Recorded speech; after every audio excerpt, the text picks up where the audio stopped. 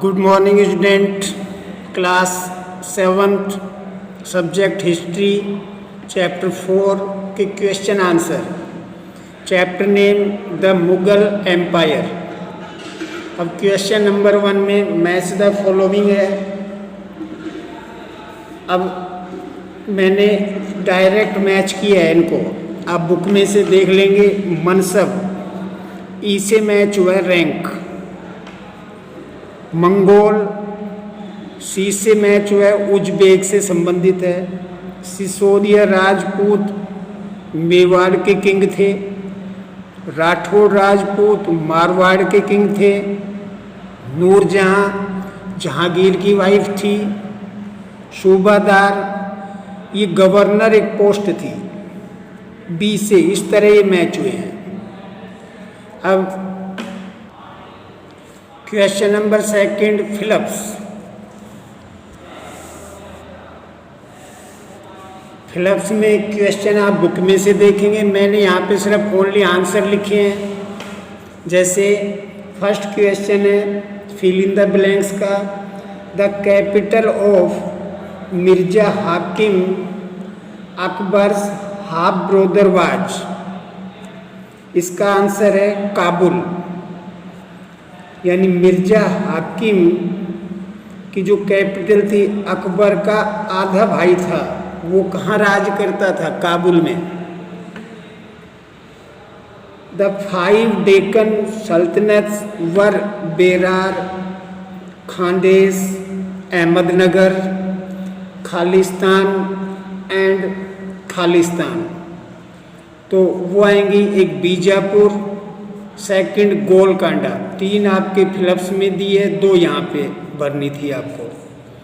C Abdul Fazal Akbar's friend and counsellor helped him frame the idea of blanks so that he could governors a society composed of many religions cultures and caste. इसका answer आएगा, sorry ये D बोल दिया मैंने, D का answer है सुलह आई कुल। C if zat determine a mansabdar rank and salary sawar indicate his cavalry man. दोबारा देख लें सी को। If zat determine a mansabdar's rank and salary sevar indicate his cavalry man। जो डी है, Abdul Fazal Akbar's friend and counsellor helped him frame of idea of. यानी अबुल फजल जो अकबर का friend है, उसने अपने आइडियाज किस में लिखे हैं? सुलह आई कुल में लिखे हैं। अब question number 3। What were the central provinces under the control of the Mughals? तो मुगल्स के कंट्रोल में कौन कौन से सेंटर थे? फर्स्ट गुजरात और Madhya Pradesh. 4th, what was the relationship between the mansabdar and the जागीर? मनसबदार और जागीर के बीच में क्या रिलेशनशिप थे वो बताने हैं। तो a mansabdar were given ranks and responsibilities. यानी मनसबदार रैंक और रेस्पॉन्सिबिलिटीज प्रदान करता था। तो mansabdar received their salary as revenue assignment of land called jagirs.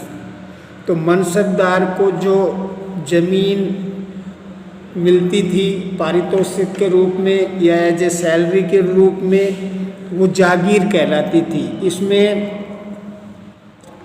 उनको रुपए नहीं मिलते थे, कोई जगह या 5 गांव 10 गांव ये उनको दे देते थे कि ये आपके हैं। अब mansabdar had a right to collect the revenue from their jagirs. Mansabdar को ये अधिकार था कि वो अपनी जागीरों से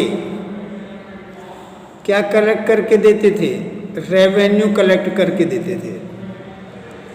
अब इस mansabdar had a right to collect, revenue collect करके दे दिया।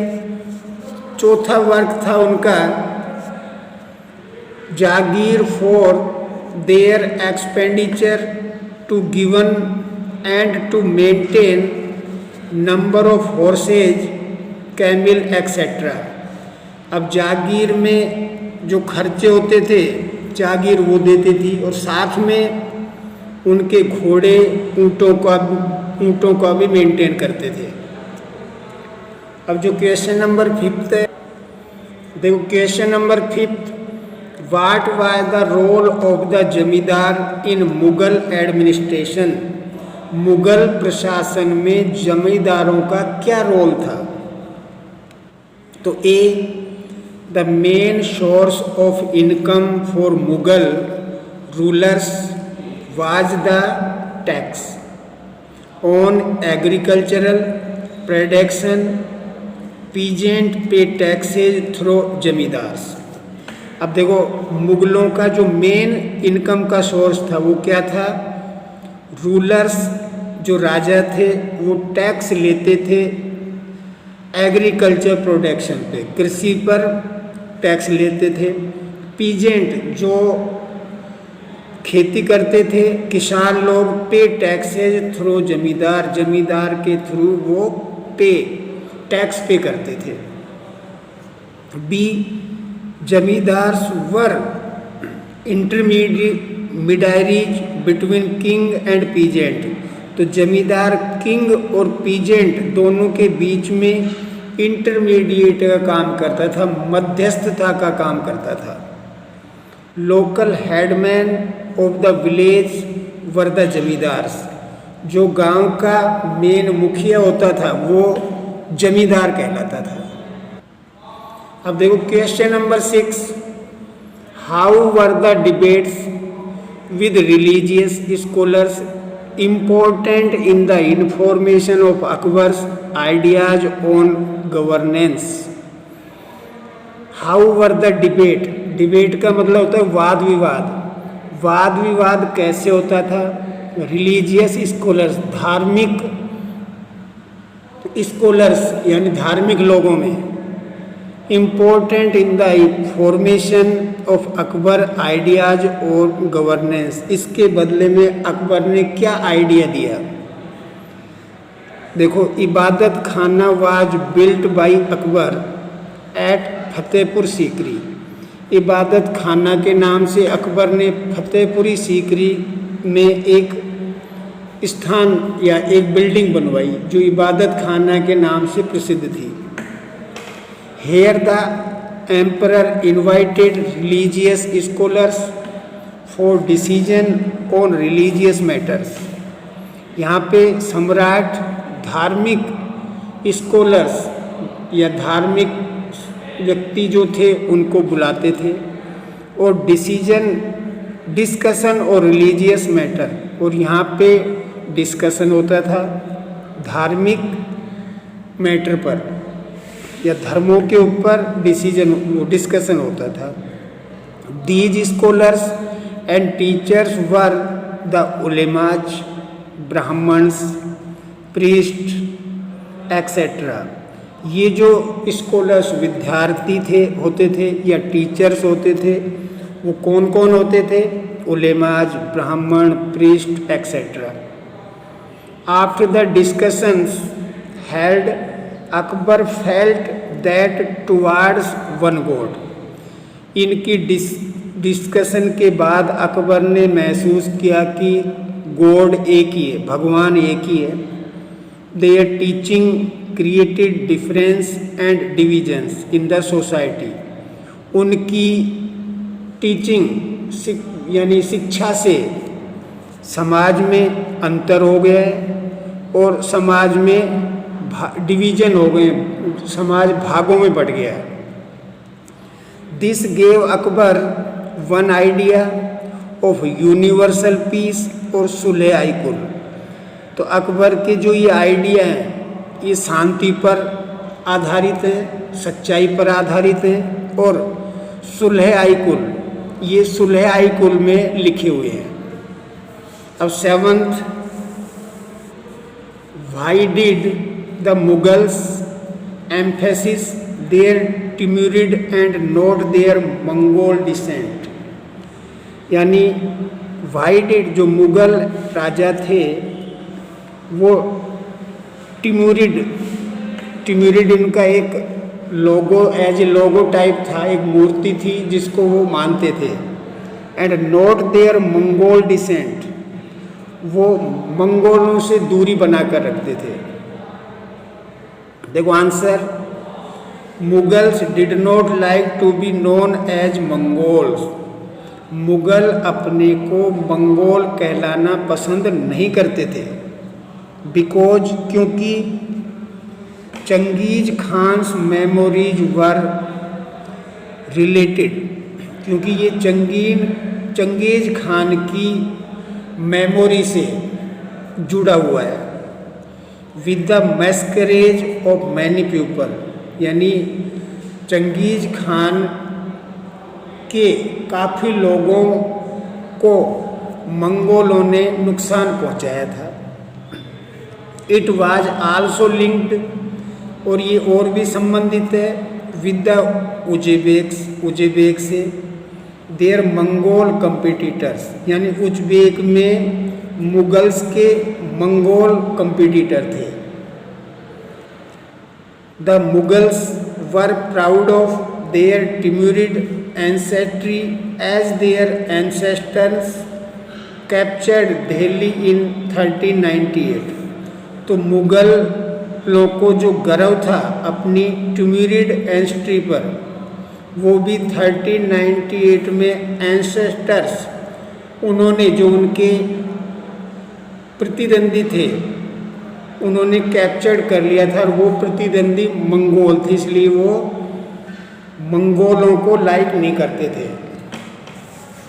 Eighth, how important was the income from land revenue for the stability of the Mughal empire, क्यों महत्वपूर्ण है was the income, land revenue, जमीन की इनकम क्यों महत्वपूर्ण है for the stability of the Mughal empire, मुगलों को स्थापित करने में जो रेवेन्यू, जमीन का जो कर है वो क्यों महत्वपूर्ण है। देखो, क्योंकि first, it was main source of income, क्योंकि ये इनकम का महत्वपूर्ण साधन है। It was used for development of the empire, इससे शासक का बहुत विकास होता है। Income was used to pay salaries of officers, workers etcetera, इस इनकम से ऑफिसर्स की, वर्कर्स की सैलरी प्रोवाइड की जाती थी।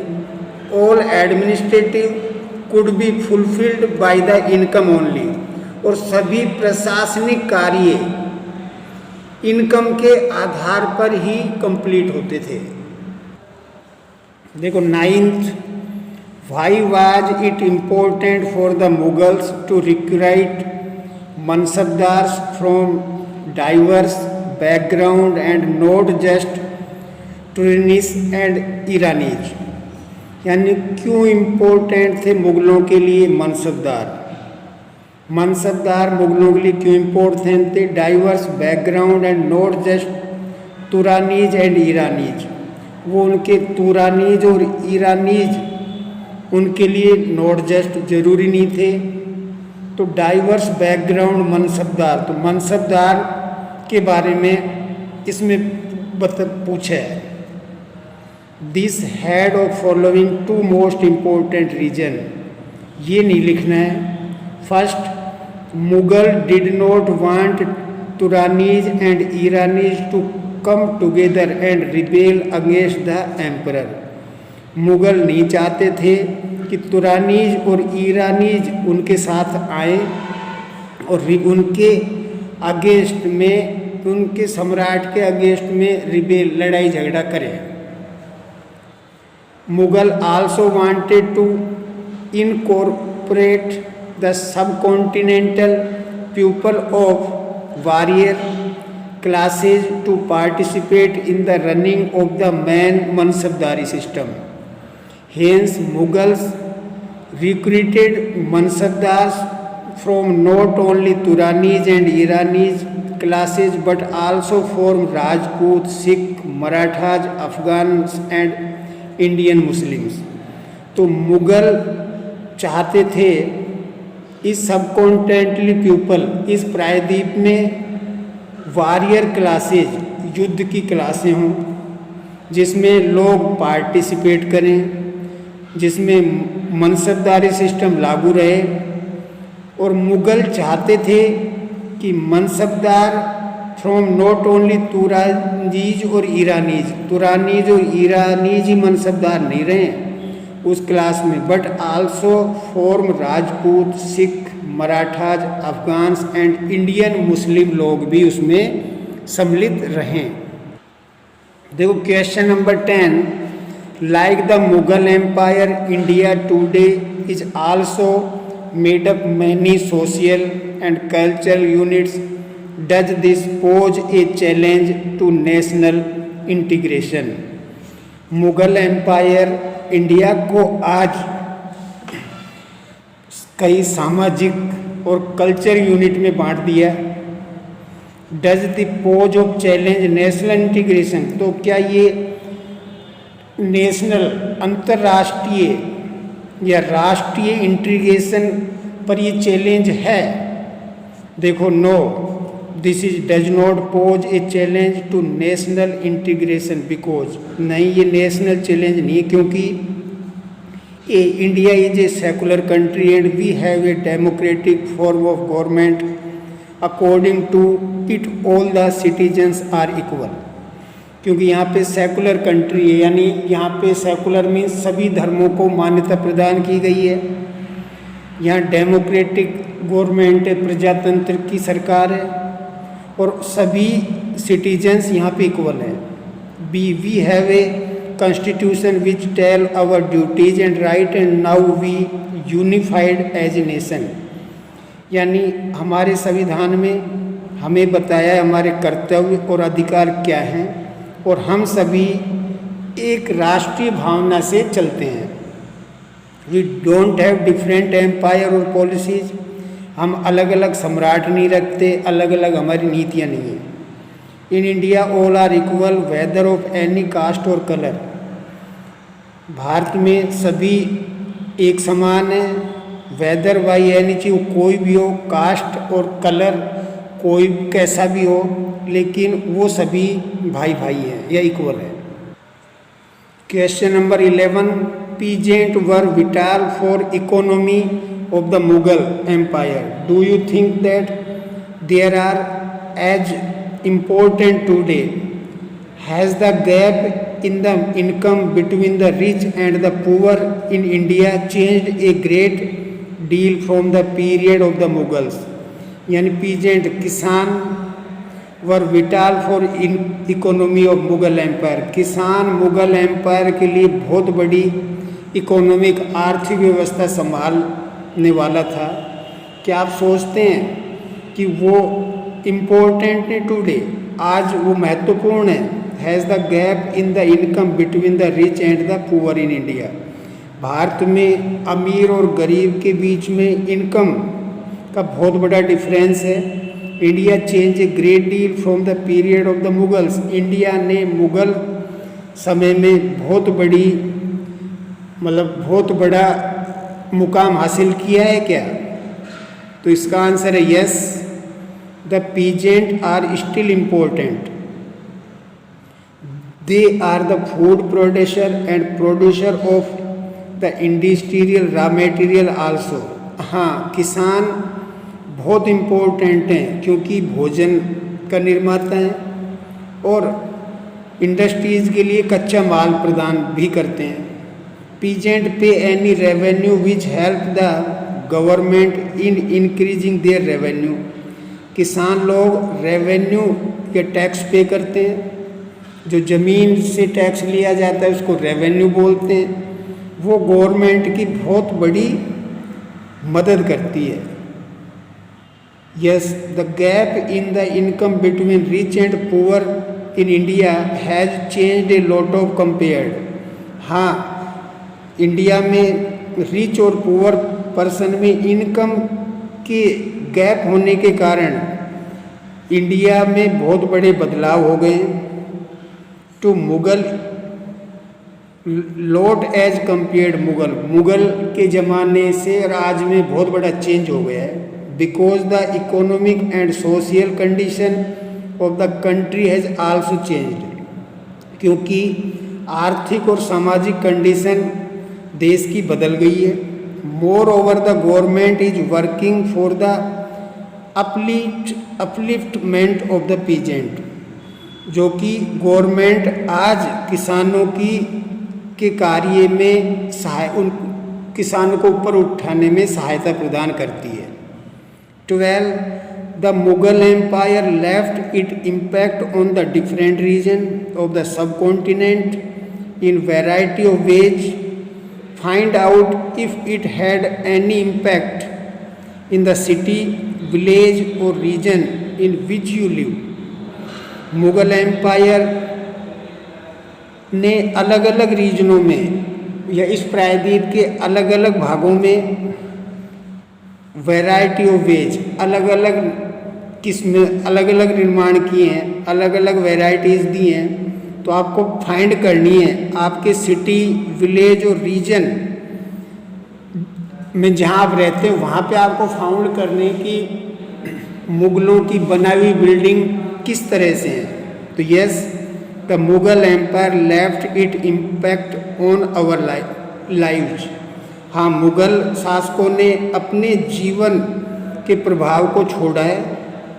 Many architectural remains which still exist in our locality, our attraction for the tourism. इस आर्किटेक्चर, इस सांस्कृतिक या जो आर्किटेक्चर हैं, जो पुरानी इमारतें हैं वो अभी बाकी हैं, उनको हम अपने लोकेलिटी में टूरिज्म यानी टूरिस्ट बन के उनको देख सकते हैं, उनके अट्रैक्शन को कि वो कितनी प्रभावशाली है। जैसे Urdu language enhance our literature, music and writing. जैसे उर्दू जो सब लैंग्वेज है, उर्दू भाषा है, आज भी साहित्यक, म्यूजिक में भी और राइटिंग में भी, इन सब में लिखी हुई है। तो मुगल लोगों की जो सभ्यता और संस्कृति आज भी बची हुई है। तो it is the last question of this chapter. तो I hope that I explain in written work already. I explain 9 to 12 question according question answer in the book. तो I hope that I explain very clearly. You listen this chapter according video के माध्यम से आप इसे सुने। After that you do your homework properly in your homework notebook. Thank you.